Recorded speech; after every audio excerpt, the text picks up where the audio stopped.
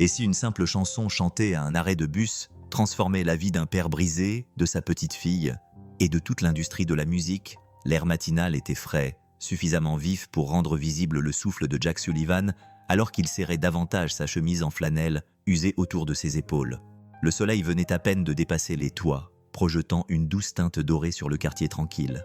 À côté de lui se tenait sa fille de 8 ans, Lily. Son sac à dos était presque trop grand pour sa petite silhouette, ses joues rougies par le froid. « Il fait froid ce matin », murmura-t-elle en se balançant sur ses talons. Jack baissa les yeux, son expression s'adoucissant. « Tu veux te réchauffer avec une chanson ?» Les yeux de Lily s'illuminèrent instantanément, les coins de sa bouche se relevant en un sourire. Elle acquiesça.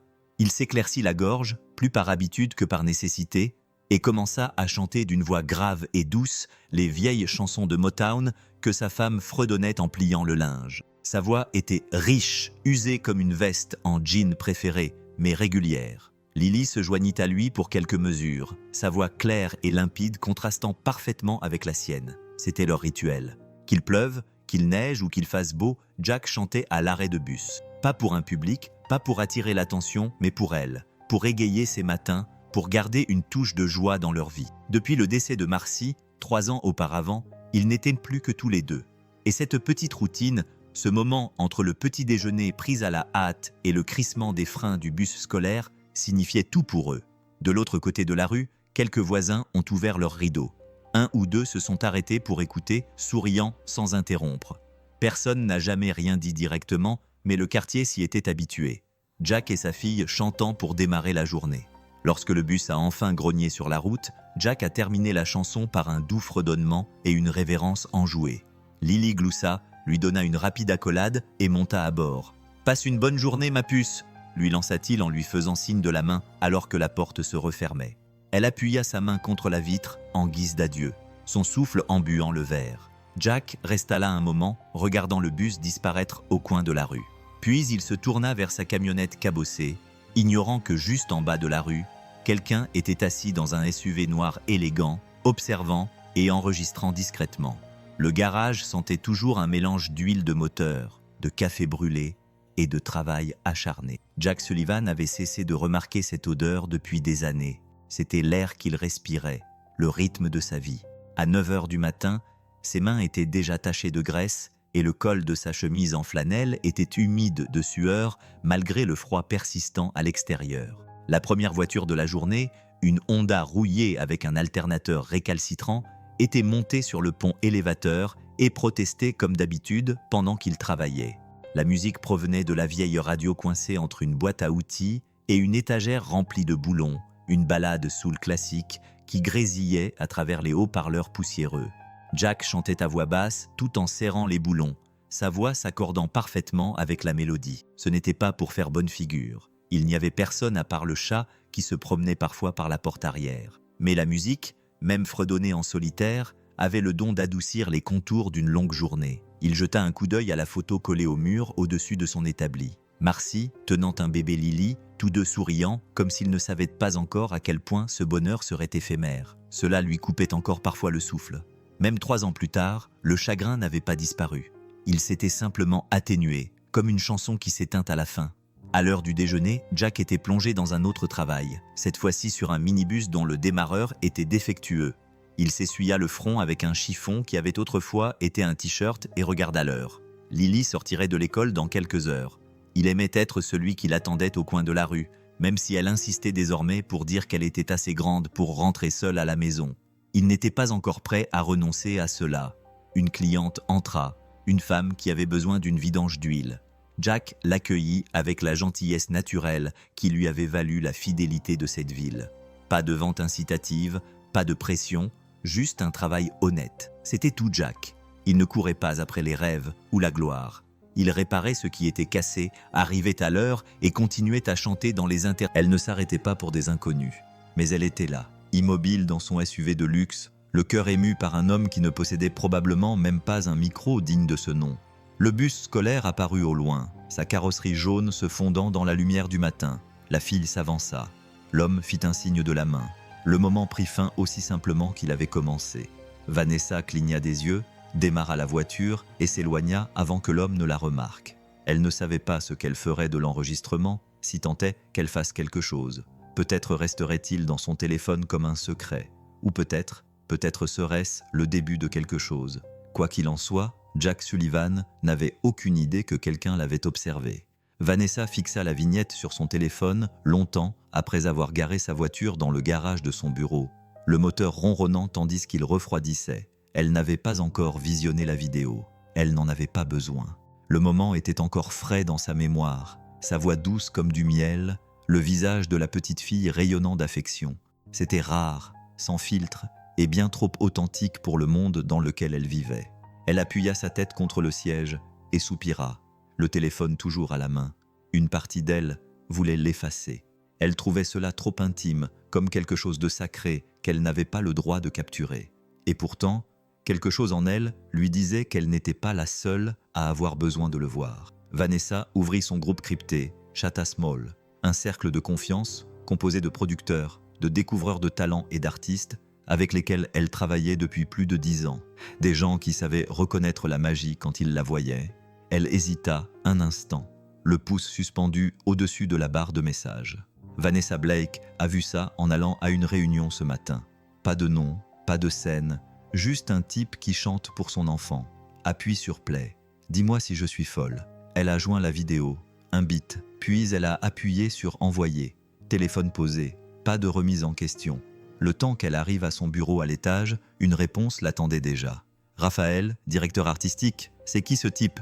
Bon sang, ce ton, cette âme. Je l'ai ressenti dans mes tripes. Puis une autre réponse de Talia, dénicheuse de talent pour un label indépendant. Attends, c'est vrai? Ce n'est pas mis en scène. Ben, compositeur, producteur. Si ce n'est pas un artiste sous contrat, je mange mon clavier. Trouve son nom. Vanessa s'est appuyée contre son bureau, un léger sourire aux lèvres. Elle ne s'attendait pas à ça. Pas si vite. Pas aussi unanimement. Il était rare qu'ils soient tous d'accord sur quoi que ce soit. Elle éteignit l'écran et glissa le téléphone dans sa poche. Dehors, la ville bourdonnait et vrombissait comme d'habitude. Mais quelque part loin des projecteurs, un homme aux mains graisseuses et au cœur rempli de musique n'avait aucune idée que son monde était sur le point de changer, silencieusement, inexorablement. Le lendemain matin, le froid était mordant. Le givre recouvrait l'herbe, les toits scintillaient d'argent, et même le souffle qui sortait de la bouche de Jack semblait rester plus longtemps dans l'air, comme s'il ne voulait pas partir. Il rabattit le bonnet de Lily sur ses oreilles, puis se frotta les mains pour essayer de se réchauffer un peu. « La même chanson ?» demanda Lily en lui souriant, les yeux encore endormis. Jack secoua la tête. « Non, j'ai pensé changer un peu aujourd'hui. » Il s'éclaircit la gorge et se mit à fredonner, entamant doucement le premier couplet de « A Change Is Gonna Come ». C'était l'une de ses chansons préférées de Sam Cooke, pleine d'espoir et d'authenticité. La voix de Jack enveloppait les paroles avec une révérence tranquille, profonde et texturée, comme du velours usé. Elle n'était pas raffinée, mais elle n'avait pas besoin de l'être. Elle était sincère. Lily se blottit contre lui, glissa sa main gantée dans la sienne, et pendant un instant, le froid n'avait plus d'importance. À quelques mètres de là, une autre famille attendait. Jack ne les avait jamais vus ici auparavant.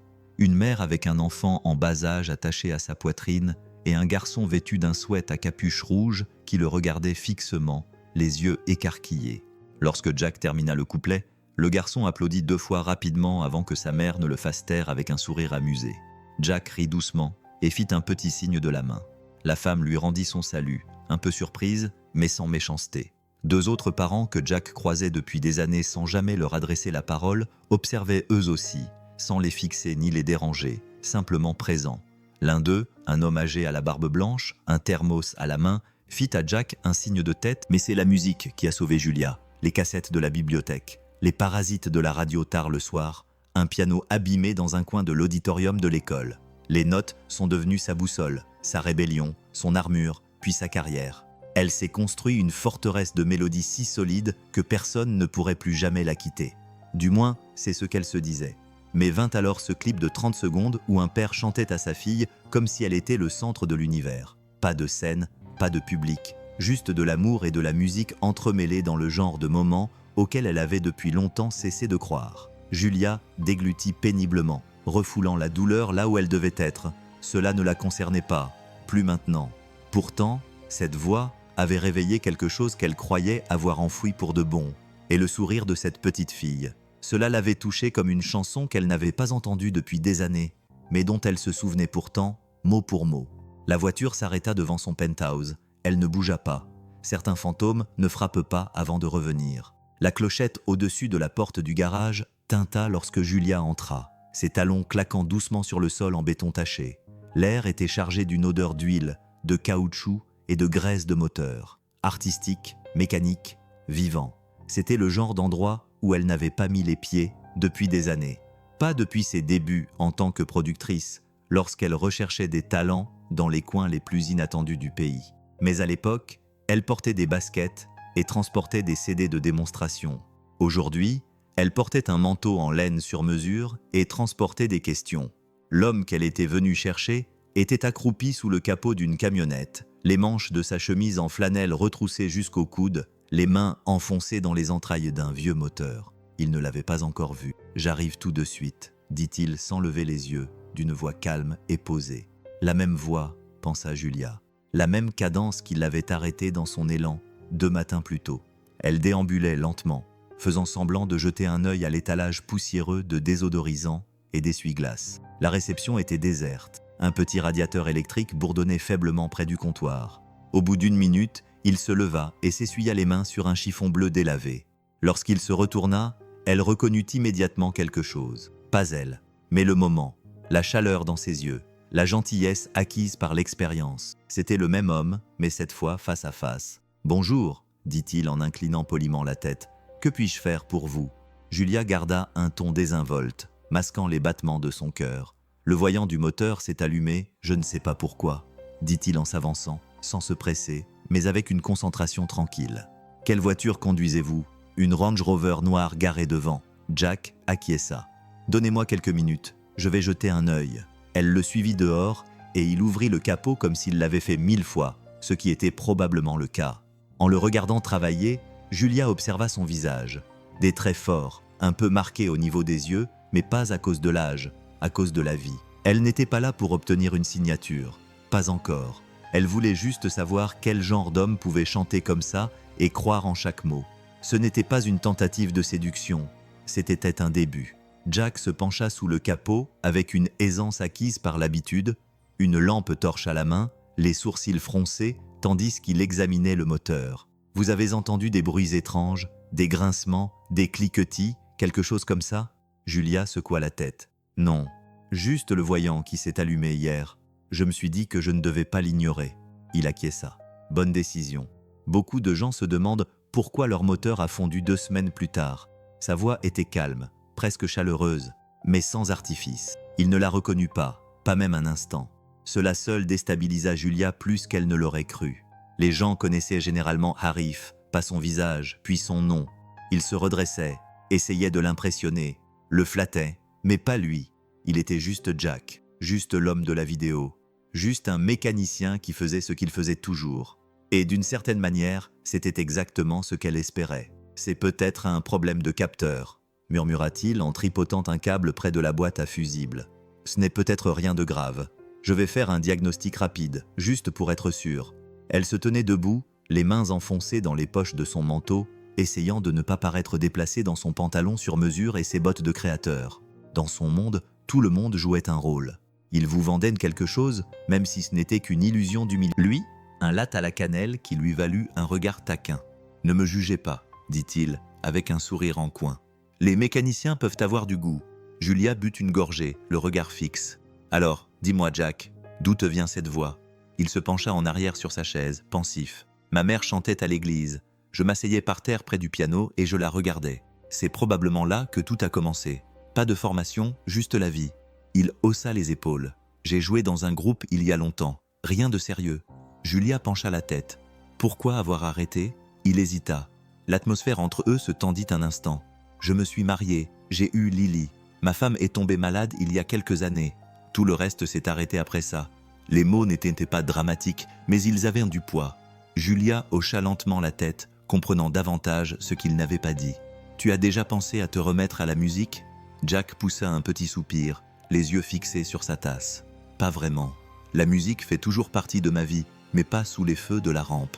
Et si ça pouvait être à nouveau le cas, demanda-t-elle d'un ton léger, désinvolte en apparence, mais en pesant chaque mot. Jack rit. Tu demandes ça pour un ami? Julia sourit, mais ne répondit pas. Ils parlèrent pendant 1 heure encore de Lily, du garage, des chansons que Jack avait écrites mais jamais partagées. Elle écoutait attentivement, observant non seulement son visage, mais aussi la façon dont il gardait ses souvenirs avec tendresse, comme s'ils étaient en verre. Au moment où ils se séparèrent, Jack ne savait toujours pas qui elle était vraiment. Mais Julia savait exactement qui il était, et elle ne s'en allait pas. Jack ne parlait généralement pas de son passé, non pas parce qu'il en avait honte, mais parce que la plupart des gens ne lui posaient pas de questions. Il voyait sa combinaison de mécanicien, ses mains tachées d'huile, son attitude calme et posée, et pensait que c'était tout. Et la plupart du temps, il les laissait croire cela. Mais ce soir-là, de retour au garage, alors que les derniers rayons du soleil filtraient à travers les portes ouvertes, Julia s'attarda. Sa Range Rover était prête depuis des heures, mais elle n'était pas partie. Au lieu de cela, elle était assise sur le rebord de pierre à l'extérieur, buvant à petites gorgées dans un gobelet à emporter, attendant comme quelqu'un qui n'avait pas tout à fait terminé la conversation. Jack sortit de l'atelier, s'essuyant les mains sur un chiffon. « Tu sais, » dit-il en s'appuyant contre le cadre du garage ouvert, « il fut un temps où je pensais que la musique serait ma vie. » Julia leva les yeux. « Tu as parlé d'un groupe. » Il rit doucement, avec une pointe de nostalgie dans la voix. « Oui, juste un petit trio. Moi, un gars au clavier et un autre à la batterie. On jouait surtout dans des bars miteux, des foires de rue. On a tenté notre chance à Nashville une fois, on y est allé dans un van rouillé, plein d'espoir, et avec des snacks immondes. » Le sourire de Jack s'est un peu effacé. Ça n'a pas duré. Un soir, j'ai reçu un appel m'annonçant que ma petite amie Marcy s'était effondrée au travail. Elle était malade, une maladie rare, chronique. Ça a tout changé. L'expression de Julia s'adoucit. « Alors, tu es rentré chez toi, sans hésiter. J'ai rangé mon matériel et quitté le groupe. La musique est devenue quelque chose que nous faisions à la maison. Je chantais pour elle quand elle souffrait beaucoup. Je chantais pour Lily quand elle n'arrivait pas à dormir. » Il fit une pause, serrant légèrement les mâchoires. Après le décès de Marcy, je n'avais plus grand-chose à chanter, à part Lily. Julia l'observa attentivement. « Ça ne te manque pas. La scène, la foule. » Il secoua la tête. « Ce que ça me faisait me manque. Mais j'échangerai toutes les scènes contre un jour de plus avec ma fille, qui rit sur la banquette arrière. La musique n'a pas disparu. Elle est juste plus discrète maintenant. » Il ne l'a pas dit pour l'impressionner. Il l'a dit parce que c'était vrai. Et à ce moment-là, Julia a compris qu'il n'avait pas seulement une belle voix. Il avait une histoire que le monde avait besoin d'entendre. Le bourdonnement du garage s'était calmé. Les outils étaient de retour sur leurs crochets. Les portes du garage étaient à moitié fermées et le ciel à l'extérieur avait pris une douce teinte lavande. Jack terminait une longue journée, brossant la saleté de ses paumes et se préparant à fermer. Julia a finalement prononcé les mots qu'elle tournait dans sa tête depuis des jours. « J'ai une proposition à vous faire », dit-elle, debout juste à l'entrée, d'une voix calme mais déterminée. Jack haussa un sourcil, s'essuyant la nuque avec un chiffon. « Vous avez déjà besoin d'une nouvelle vidange ?» Julia sourit faiblement, puis fouilla dans la poche de son manteau et en sortit une fine carte de visite noire. Elle la lui tendit sans un mot.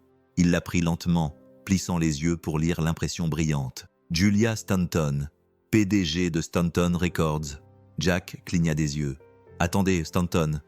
Tu vas appeler la dame de la musique ?» Jack se figea en plein mouvement, une assiette dégoulinant de mousse dans l'évier. Il se retourna lentement. « Quelle dame de la musique ?» Lily leva les yeux, sans se démonter. « Celle avec le joli manteau ? Celle avec qui tu as pris un café ? J'ai vu sa carte sur la cheminée. Elle dit qu'elle travaille avec des gens de la musique, c'est ça ?» Jack soupira en s'essuyant les mains avec une serviette. « Tu n'es pas censé fouiner dans les affaires des adultes, Bug. »« Je ne fouinais pas, » dit-elle, imperturbable. Elle était juste là, à la vue de tous. Il s'assit en face d'elle, ne sachant soudain plus quoi dire. « C'est compliqué. Pourquoi ? Parce que si je dis oui, cela pourrait changer beaucoup de choses. Et je ne veux rien changer qui pourrait m'éloigner de toi. » Lily fronça les sourcils, pensive, avec cette perspicacité aiguë qui faisait toujours se demander à Jack dans quelle mesure Marcy vivait en elle. Elle ferma son cahier, le repoussa et le regarda droit dans les yeux. « Papa, tu chantes pour moi tous les jours, » dit-elle doucement, à l'arrêt de bus, dans la cuisine, même quand tu répares des trucs et que tu penses que je n'écoute pas. Jack cligna des yeux. « C'est juste quelque chose que nous faisons. Mais ça me rend heureuse, dit-elle. Vraiment heureuse. Et si ça rend les autres heureuses aussi, je pense que le monde devrait peut-être l'entendre. » Il la regarda, le cœur serré dans sa poitrine. « Tu n'as pas peur que je sois encore plus souvent absent ?» demanda-t-il. Lily haussa les épaules. « Tu reviendras toujours, tu es mon père. » Et juste comme ça, la peur ne disparut pas, mais elle s'apaisa suffisamment pour que Jack se demande enfin « Et si elle avait raison ? Peut-être était-il temps ?» Jack s'arrêta devant la maison mitoyenne fermée par un portail en début de soirée, les phares traversant la douce brume orange du crépuscule. L'endroit ne criait pas la richesse, il la murmurait, discrètement. Des lignes épurées, des briques gris ardoises, de bon goût, sans ostentation. Il vérifia 2 fois l'adresse que Julia lui avait envoyée par SMS, puis resta assis là un moment, le moteur tournant au ralenti, le cœur battant fort contre ses côtes. Il n'avait dit à personne qu'il venait, ni à Lily, ni même à son ami Ryan au garage. Ce n'était pas une déclaration, c'était un test, une chanson, une nuit. Si cela ne lui convenait pas, il s'en irait sans se retourner.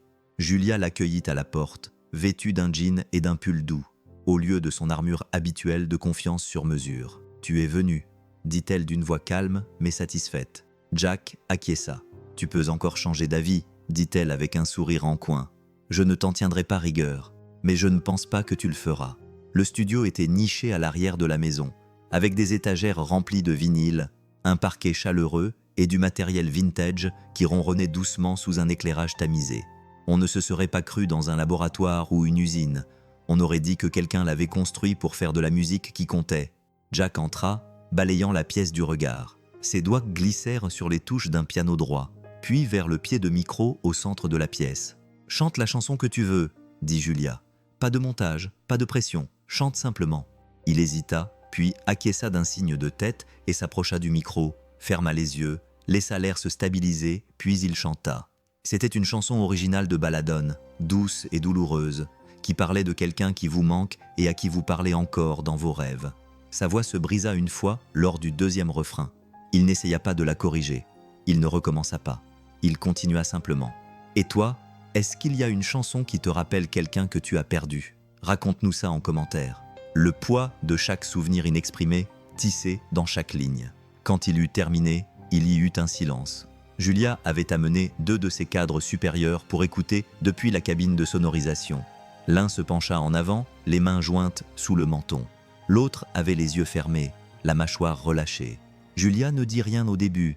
Elle resta simplement assise là, la main sur le cœur, car elle savait ce qu'ils avaient tous fait. Jack Sullivan n'était pas seulement bon, il était incontournable. La ruée matinale au garage a commencé comme n'importe quel autre café trop fort. La paperasse s'empilait déjà et le chauffage du bureau cliquetait comme s'il essayait de mourir en silence. Jack s'est essuyé les mains sur une serviette alors que le premier client de la journée arrivait avec une Civic qui crachotait et un enfant en bas âge qui donnait des coups de pied dans le siège du conducteur. Rien. Des vautours tournaient un temps rond, caméra à la main, tout cela pour une chanson, une seule chanson.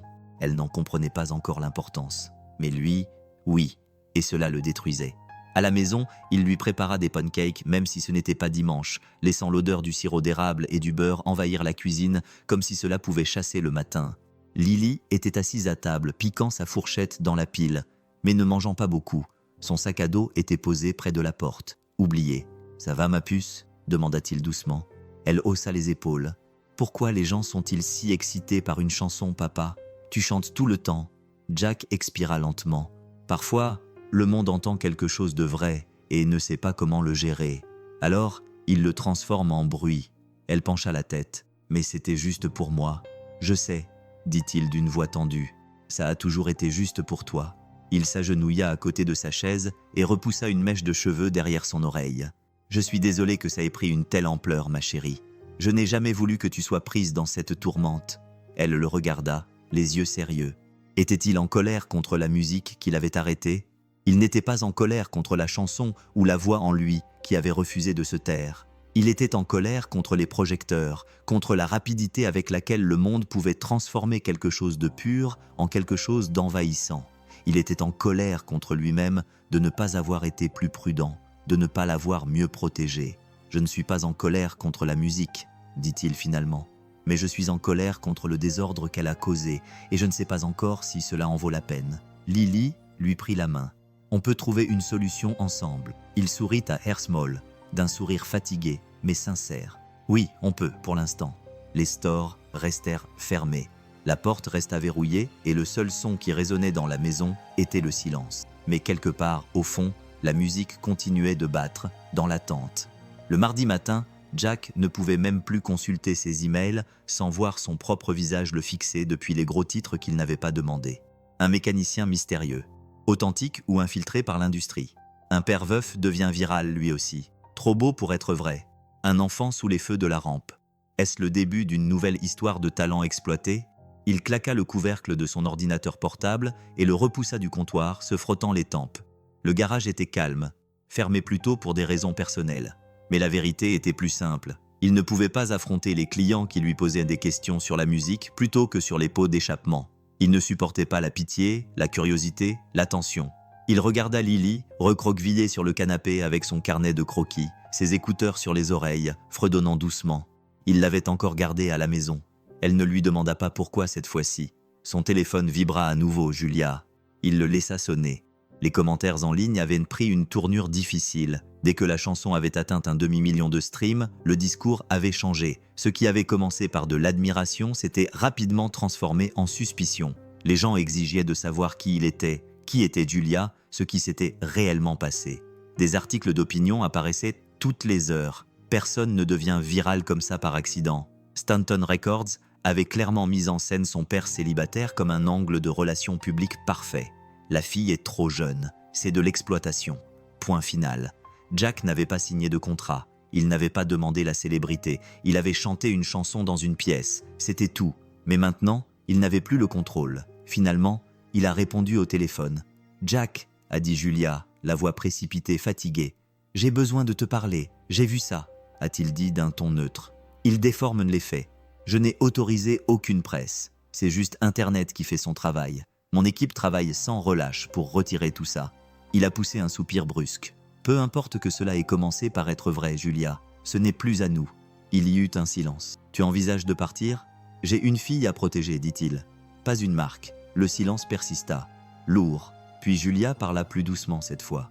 Laisse-moi régler ça, s'il te plaît. Jack ne répondit pas, car pour la première fois depuis qu'il avait ouvert la bouche pour chanter, il n'était pas sûr que cela en valait la peine. Le salon était plongé dans l'obscurité, à l'exception de la lueur chaleureuse d'une seule lampe.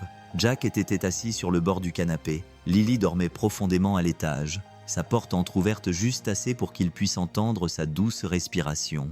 Une guitare acoustique abîmée reposait sur ses genoux, le bois usé et lissé par ses doigts, qui avaient tracé les frettes pendant des années. Il n'avait pas écrit de chanson depuis avant que Marcy ne tombe malade. Lily applaudit discrètement, puis se pencha vers lui. « Cela signifie-t-il que tu es célèbre maintenant ?» Jack rit. « Je pense que cela signifie simplement que nous allons chanter un peu plus fort. C'est tout. » Il fit glisser la copie signée de l'autre côté de la table. Julia la prit en hochant la tête, l'air plus satisfait que triomphant. Ce n'était pas la fin de quelque chose. C'était le début, selon ses propres termes. Le garage était exactement le même qu'avant. La lumière du soleil filtrait à travers la porte roulante. La poussière dansait dans l'air. L'odeur familière de l'huile et de l'acier imprégnait chaque surface. Mais pour Jack, tout semblait différent.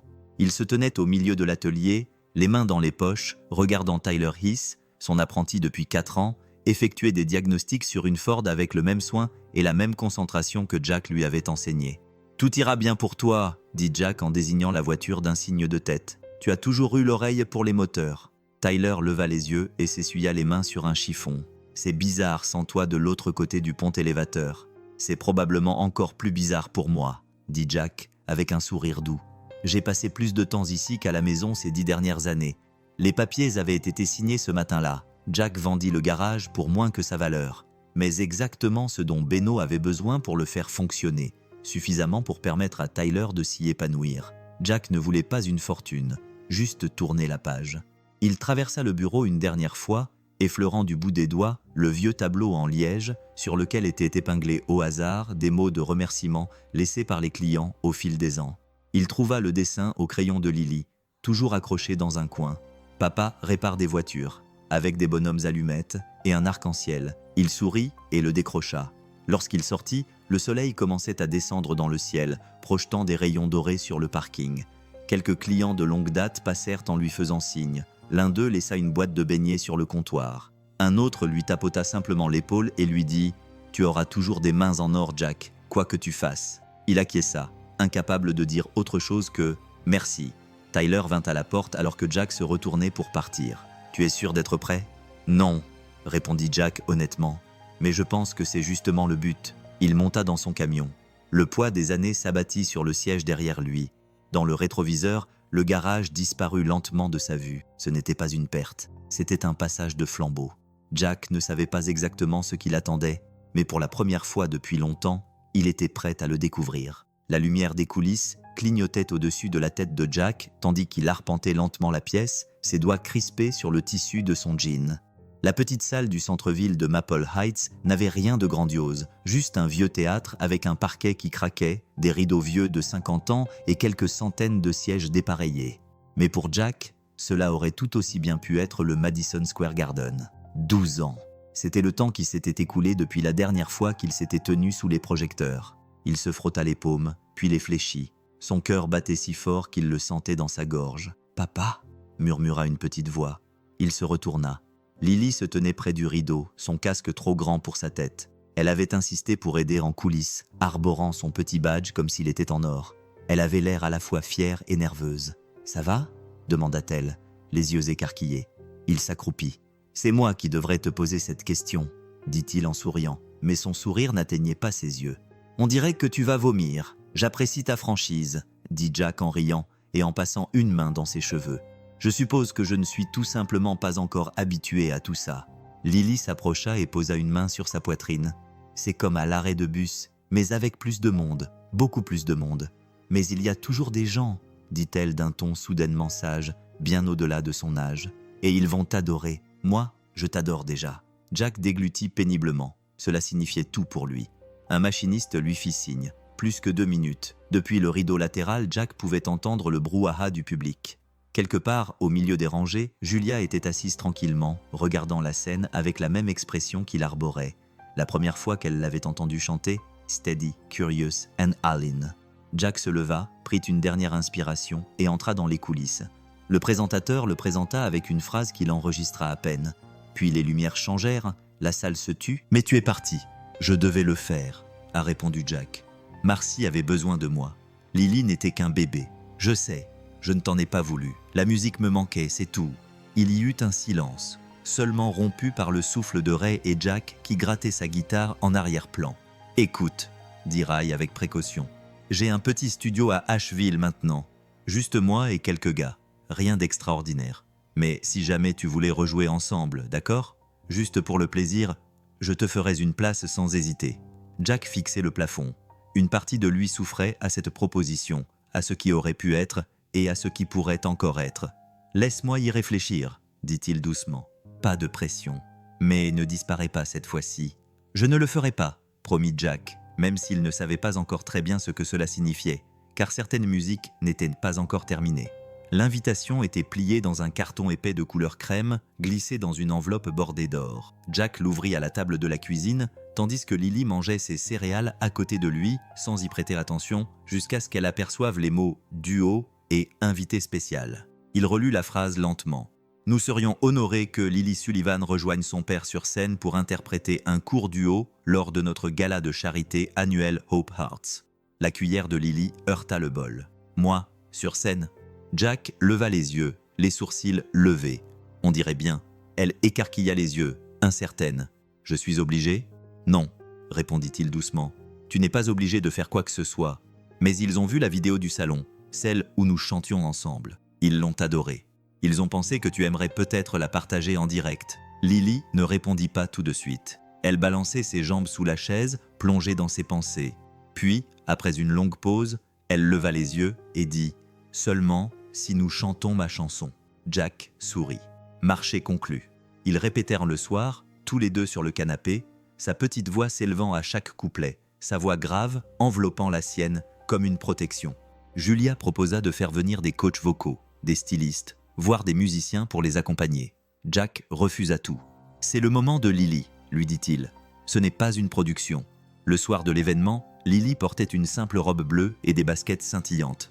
Rien d'extraordinaire, juste elle. Jack portait un jean, un blazer et un sourire si nerveux qu'il faillit briser son sang-froid. Dans les coulisses, Lily lui tenait fermement la main. « Tu crois qu'ils vont t'aimer » Jack s'agenouilla à côté d'elle. « Peu importe ce qu'ils pensent, tu chantes pour toi et pour maman. » Elle acquiesça d'un petit signe de tête. Puis les lumières s'éteignirent. Ils montèrent ensemble sur scène. Le public se pencha en avant, silencieux, curieux. Puis Lily se mit à chanter.